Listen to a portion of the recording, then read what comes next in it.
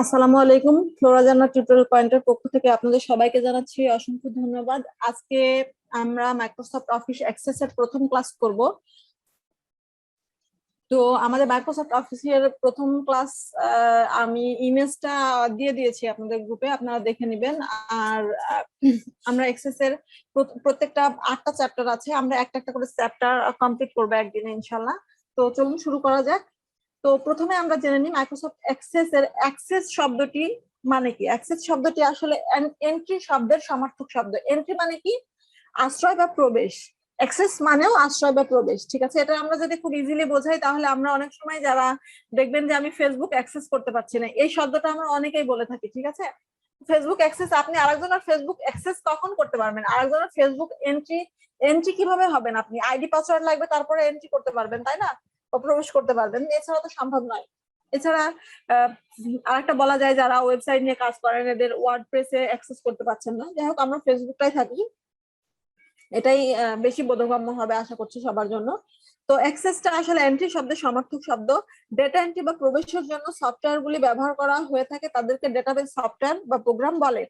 অনেক ধরনের ডেটা সফটওয়্যারের মাধ্যমে অ্যাক্সেস অন্যতম। অর্থাৎ ডেটা এন্ট্রি করার জন্য যে সফটওয়্যার গুলো আছে তার মধ্যে কিন্তু মাইক্রোসফট অ্যাক্সেস অন্যতম একটা সফটওয়্যার। আধুনিক বিশ্বে প্রায় সকল প্রতিষ্ঠান ডেটা প্রোগ্রাম মানে ডেটাবেস প্রোগ্রাম ব্যবহার করে থাকে বা এই ধরনের প্রোগ্রামে কাজ করে থাকে। কারণ আধুনিক বিশ্বের যে দেশগুলো বা বড় বড় কোম্পানিগুলো আছে, এদের অনেকগুলো এমপ্লয় হয়, অনেক বেশি ডেটা থাকে। সেই ডেটাগুলো এন্ট্রি করার জন্য কি করতে হয়? তাদের বড় বড় সফটওয়্যার ইউজ করতে হয়। তার মধ্যে কিন্তু এই মাইক্রোসফট অ্যাক্সেস অনেক নাম করা আর কি, ঠিক আছে। তো what is Microsoft access? Microsoft access একটি ডাটাবেস ম্যানেজমেন্ট সফটওয়্যার। সাধারণত ডাটাবেসের উপরে খুব ভালো ধারণা থাকলে মাইক্রোসফট অ্যাক্সেস খুবই কার্যকর একটি সফটওয়্যার, ঠিক আছে। এর মাধ্যমে কি কি কাজ করা যেতে পারে?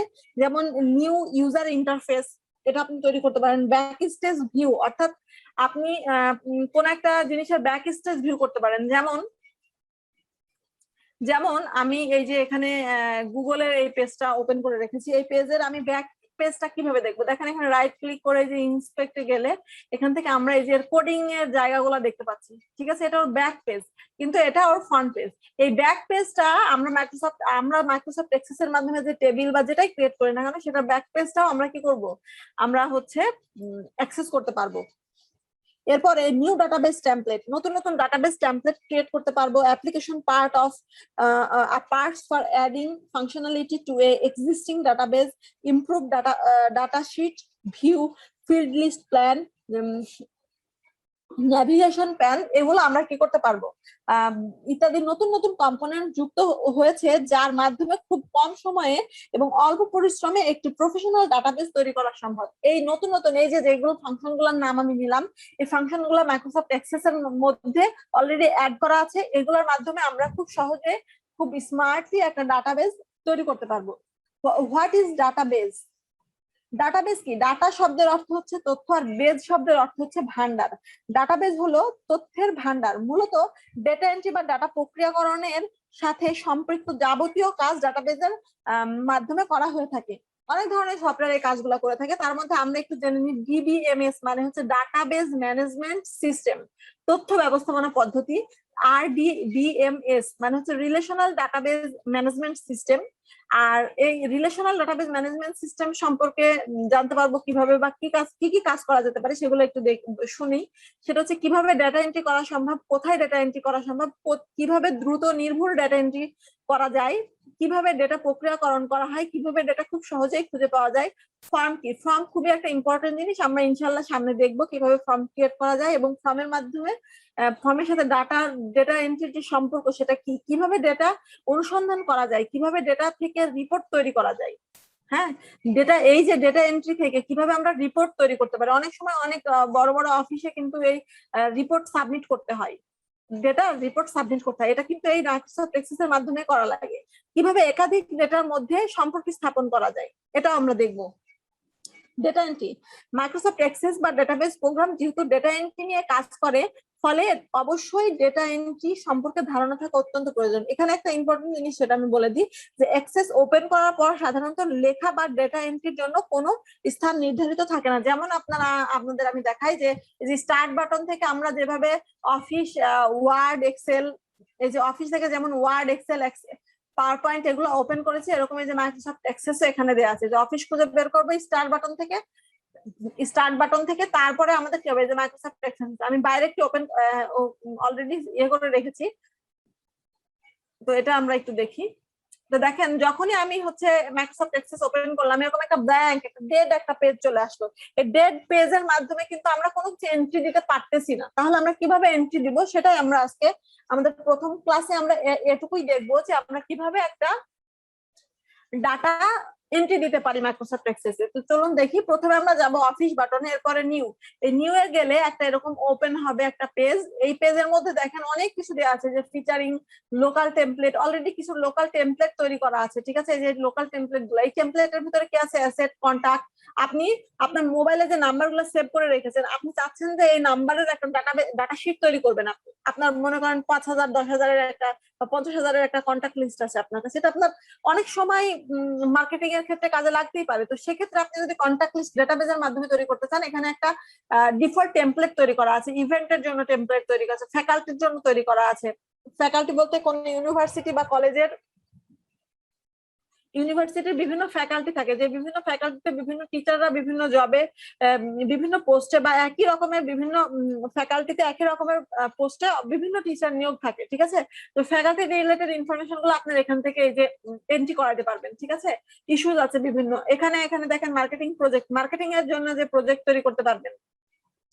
এখানে যে পাইপলাইন আছে, সেলস পাইপলাইন, যে কোন আপনার সেলস বাড়ছে না কমছে, এ ধরনের আপনারা বিভিন্ন যে প্রজেক্ট রিলেটেড এই ধরনের বিভিন্ন এখানে টেমপ্লেট তৈরি করা আছে, বিজনেস, পার্সোনাল, ঠিক আছে, সিম্পল, এরকম অনেক কিছু, এডুকেশন রিলেটেড এই যে এরকম দেওয়া আছে। তো আমরা হচ্ছে চলে যাই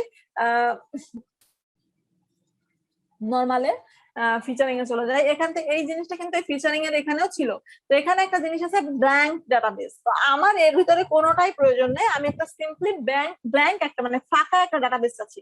তো এখানে দেখেন এখানে একটা অপশন আছে ব্ল্যাঙ্ক ডাটাবেসের, এখানে ক্রিয়েট নামে একটা অপশন আছে। আমি একটু যদি বড় করে দেখি, এখানে ক্রিয়েট নামে একটা অপশন আছে। ক্রিয়েটের এখানে দেখতে পাচ্ছেন এখানে একটা নাম দিয়েছে ডাটাবেস 1 এবং .accdd অর্থাৎ অ্যাক্সেস ডাটাবেস এটা দেয়া আছে এখানে, ঠিক আছে। এটা অ্যাক্সেস ডাটাবেসের হচ্ছে শর্ট ফরম্যাট। তো ডাটাবেসের এটা কোথায় সেভ হবে, এখানে দেয়া আছে সি ইউজার ডকুমেন্ট।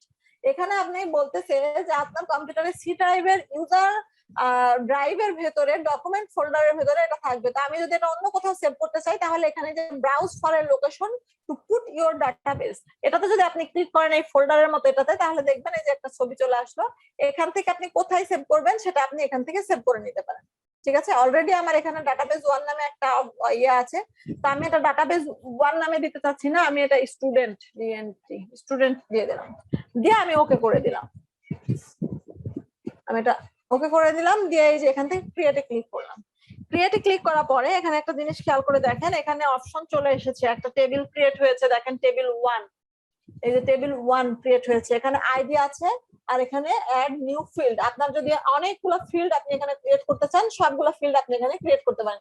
কিন্তু এখান থেকে আসলে আমি ফিল্ড ক্রিয়েট করতে পারবো না সেটা, বা লিখতেও পারবো না, কারণ ফিল্ড ক্রিয়েট করতে হলে আমাকে কি করতে হবে, ডিজাইন করতে হবে ডাটাবেসটা। কারণ আমরা শুরু থেকেই শুনতেছি যে এই টেবিল এখানে এক্সেলে যেরকম এই যে এই শীটটা অলরেডি ক্রিয়েটেড থাকতো, সেখানে আপনি ইচ্ছা মতো এডিট করতে পারতেন, ইচ্ছা মতো লিখতে পারতেন। কিন্তু অ্যাক্সেস কিন্তু সেটা নয়। অ্যাক্সেসের শুরুতে আপনাকে আপনার শীটটা বা টেবিলটা আপনাকে ডিজাইন করে নিতে হবে, আপনি কেমন ধরনের টেবিল চাচ্ছেন। তো এখানে দেখেন শুরুতে এখানে ভিউ নামে একটা অপশন আছে, এখানে ডাটা শীট ভিউ একটা আছে, একটা ডিজাইন ভিউ আছে। আমাদের জন্য যেহেতু আমাদের এখন কিছু লেখা নাই আমাদের টেবিলে, এজন্য আমাদের দরকার ডিজাইন ভিউ। এই টেবিলের নাম কি দিব আমরা, টেবিলের নাম দিয়ে দিই স্টুডেন্ট লিস্ট দিয়ে দিলাম। দিয়ে দেখেন এখানে চলে আসছে যে প্রাইমারি কি দিয়ে এখানে আইডি চলে আসছে, আর এখানে অটো নাম্বার দিয়ে দিয়েছে, ঠিক আছে। তো আমরা কি করব, আমাদের প্রাইমারি কিটা সম্পর্কে আমরা একটু শুনি। প্রাইমারি কিটা মানে হচ্ছে একটা ইউনিক কি আর কি, ইউনিক কি অর্থাৎ এই লেখাটা আপনার ডাবল হবে না, ঠিক আছে, একটা আইডি, একটা স্টুডেন্টের কোনো স্টুডেন্টের আইডি যদি 1 হয় তাহলে কি 1 আইডিটা আর কোনো দ্বিতীয় স্টুডেন্টকে দেওয়া পসিবল না, কারণ আরেকটা স্টুডেন্টের আইডি আরেকটা হবে, 2 হবে, 3 হবে, 4 হবে। রোল নাম্বার যদি কাউন্ট করেন যে একই ক্লাসে 1 রোলের একটাই থাকে, 2 হলে আরেকটা 2 হবে, 3 হবে, 4 হবে, এরকম। কিন্তু এক রোলের তো 4-5 জন স্টুডেন্ট পসিবল নাই, এজন্য এই প্রাইমারি কিটা আমাদের খুব কাজে লাগে যখন আমরা আইডি বা অফিস এমপ্লয়ের আইডি বা স্টুডেন্টের রোল বা এরকম ধরনের রিলেটেড ইউনিক নাম্বার প্রয়োজন, এরকম রিলেটেড ডাটা লিস্ট যদি আমরা তৈরি করতে যাই সেক্ষেত্রে প্রাইমারি কিটা আমাদের প্রয়োজন, কারণ এতে করে আমরা যদি বাই চান্স ভুল বশত সেম কোনো রোল বা সেম কোনো আইডি যদি এন্ট্রি মেরে থাকি তাহলে আমাদেরকে সে ব্যাপারে সতর্ক করে দেবে এবং সেটা সে এন্ট্রি নিবেই না। ঠিক আছে, তো চলুন আমরা প্রথমে এখানে করে দিই, আমাদের এটা প্রাইমারি কি তুলে দিই, তুলে দিলাম, তুলে দেওয়ার পরে আমরা এখানে দিয়ে দিলাম স্টুডেন্টস নেম, তারপরে এখানে আমরা কি দিব, রোল নাম্বার, তারপরে দিয়ে দিই অ্যাড্রেস, তারপরে দিয়ে দিই কি ফাদার নেম, মাদার নেম, এরকম আমরা কয়েকটা দিয়ে আমরা একটা টেবিল তৈরি করলাম। ঠিক আছে, তো এই টেবিলের ভিতরে এই যে এখানে তো আমাদের দেওয়া আছে ফিল্ড নেম আর এই পাশে আছে ডাটা টাইপ, অর্থাৎ এইগুলো আমাদের কলাম তৈরি হবে, কিন্তু এই রো গুলোর ভিতরে আমরা কি ধরনের ডাটা এন্ট্রি দিব, যেমন স্টুডেন্ট নেমের এখানে কি নাম্বার দরকার, নাম্বার দরকার নেই, এখানে যে তিন কোণা এই জায়গা ত্রিভুজের মতো এই অ্যারোতে ক্লিক করলে আমরা এখানে টেক্সট, মেমো, নাম্বার অনেকগুলো অপশন আছে। ঠিক আছে, তো এই যে হাইপার লিঙ্ক, অ্যাটাচমেন্ট, অনেক লুকআপ আছে, এখানে আমরা টেক্সট, এখান থেকে আমরা আপাতত টেক্সট আর নাম্বারটাই দেখবো। তো রোল নাম্বারটা আমি এখান থেকে দিয়ে দিলাম নাম্বার বা অটো নাম্বার দিয়ে দেন, এরপরে অ্যাড্রেসটা টেক্সটে থাকবে, ফাদার নেমও টেক্সটে, মাদার নেমও টেক্সটে থাকবে। ঠিক আছে, এখন আমরা যদি যাই গিয়ে ভিউয়ে গিয়ে যদি ডাটা শিট ভিউয়ে ক্লিক করি তাহলে দেখুন কি আসে, এখানে আমাদের কি বলছে, এই যে একটা অপশন আছে, you must first save the table, প্রথমে আপনাকে সেভ করতে হবে, উইদাউট সেভ আপনি এই শিটে কোনো কাজই করতে পারবেন। তো আমি ইয়েস দিয়ে সেভ করে দিলাম, ওকে।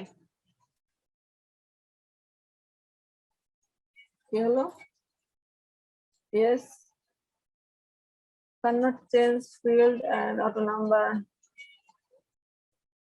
আচ্ছা এখান থেকে আমরা এই ফিল্ডটা নাম্বার করে দিই আর এটাকে আমরা প্রাইমারি কি করে দিই। ঠিক আছে, দিয়ে এবার ভিউয়ে যাই, হ্যাঁ এবার চলে আসছে। ঠিক আছে, তো ওটা আমাদের প্রবলেম ছিল, এটা এই জন্য ওটা আমাদের সেভ হচ্ছিল না। ঠিক আছে, তো আমরা এটা কি করব, কারণ রোল নাম্বার আসলে অটো নাম্বার অটোমেটিক চেঞ্জ হয়ে গেলে তো সমস্যা আর কি। যাই হোক, তো আমরা এখানে আমাদের এখন যদি এন্ট্রি মারি, দেখেন স্টুডেন্ট নেম দিয়ে দিলাম আতিফ, রোল নাম্বার দিলাম 1, অ্যাড্রেস দিলাম গোয়ালিয়া, ফাদার্স নেম দিলাম নাজমুল, মাদার্স নেম দিলাম আফরিন। আচ্ছা, এরপরে যদি আমি আরেকটা স্টুডেন্টের নাম নেই, এখানে দেখুন আরেকটা স্টুডেন্টের দিলাম করিম, রোল নাম্বার যদি 1 দিই, দিয়ে যদি এখান থেকে যাই, যদি এখানে আমি ক্লিক করি, এই দেখেন ক্লিক করলেই কোনো কাজ হচ্ছে না, কারণ আমার এই যে রোল নাম্বার 1 দিয়েছে এটা এখন আমাকে প্রবলেম করবে লেখার সময়। ঠিক আছে, কারণ এই যে দেখেন এখানে বলে দিচ্ছে প্রাইমারি কি। ঠিক আছে, এই জন্য এটাতে আমার অবশ্যই এই যে সমস্যা করতেছে। তো আমার প্রথম কাজ এটা 2 করে দিলাম, 2 করে দিয়ে এবার আমি লিখতে পারবো লক্ষ্মীপুর দিয়ে দিলাম, জামাল, পূর্ণিমা, একটা যে কোনো একটা দিয়ে দিলাম। তো এরকম ভাবে আমরা কি করতে পারি, আমাদের এই ডাটা শিটটা আমরা রেডি করতে পারি। ঠিক আছে, রেডি করে এখান থেকে এই যে সেভ বাটনে যদি ক্লিক করেন তাহলে যেখানে সেভ করেছেন সেখানে সেভ হয়ে যাবে। তো আপনাদের আজকের জন্য আমি এতটুকুই দেখাবো, সিম্পলি প্রাইমারি কি ইউজ করা দেখালাম, আর হচ্ছে টেক্সট এবং নাম্বার একটা সিম্পল টেবিল কিভাবে ক্রিয়েট করে সেটা। ঠিক আছে, তো আমরা নেক্সট ক্লাসে আরো কিছু দেখবো ইনশাল্লাহ। তো আজকের ক্লাস এ পর্যন্ত, সবাই ভালো থাকবেন, সুস্থ থাকবেন, ধন্যবাদ সবাইকে, আসসালামু আলাইকুম।